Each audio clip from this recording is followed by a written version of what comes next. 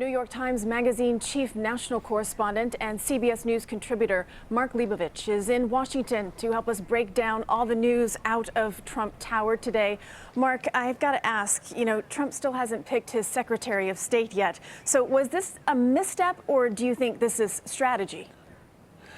Well, you could say that it's something maybe between a misstep and a strategy. I mean, this is kind of where a lot of this stuff dwells. I mean, my sense is he hasn't really thought a lot about this, and he kind of seems to be operating from a perspective of someone who has just gotten away with a lot, who seems to be pushing a lot of lines, and now it's extending into foreign policy. And if there's not a Secretary of State on hand, or even people who are briefing him or briefings that he's accepting, he does seem to be winging it. So we'll see, what the sort of well-documented style of Donald Trump winging it, how that plays out on the world stage. Well, we just heard Josh Earnest say that they're willing to help, but apparently the White House did not know about this call. Do you think that they're going to be left with any kind of mess to clean up as far as China's concerned? Well, I mean, the Obama people are leaving, so I mean, their cleanup is going to be short-term in so much as it is, and obviously President Obama has established relations over there, and there's precedents, and there are people at the State Department. But yeah, I mean, obviously on January 20th, this is going to become Donald Trump's, it's his world. It's he's going to have to either clean it up or pursue a different path. And again, it's a mystery, and it was also a mystery as far as the White House was concerned today, because they didn't hear about it till afterwards. All right, let's go to some other Trump news now. Thursday night, he was in Ohio for his thank you tour, holding his first address, by the way, since his election, and he made a major announcement. Let's listen. We are going to appoint Mad Dog Mattis as our Secretary of Defense.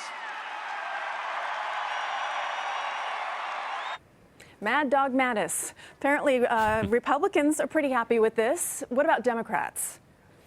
Well, I mean, I think that Mattis has a pretty decent reputation across the board. I mean, there's obviously some concerns. I thought it was interesting that Donald Trump actually introduced him with the nickname Mad Dog, almost as if he was trying to christen him formally in that role as a way to bolster his own sort of straight-ahead, blunt speaking style and so forth. But no, I mean, I think there's obviously a lot of concern about what the hearings what the confirmation hearings could yield.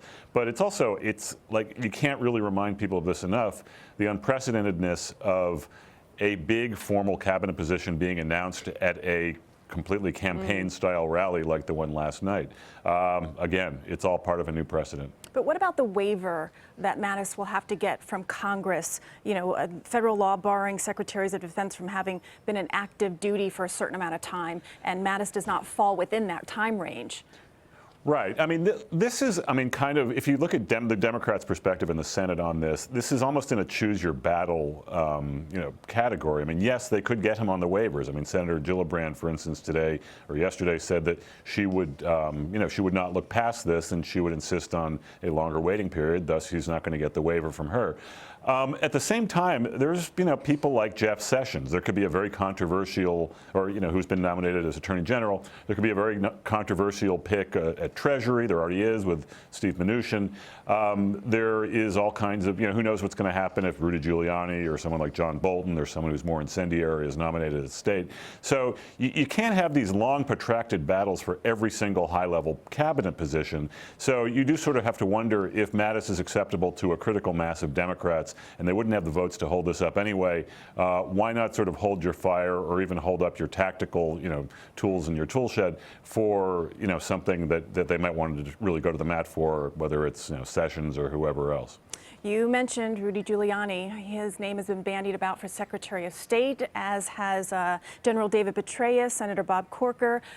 And then there's Mitt Romney.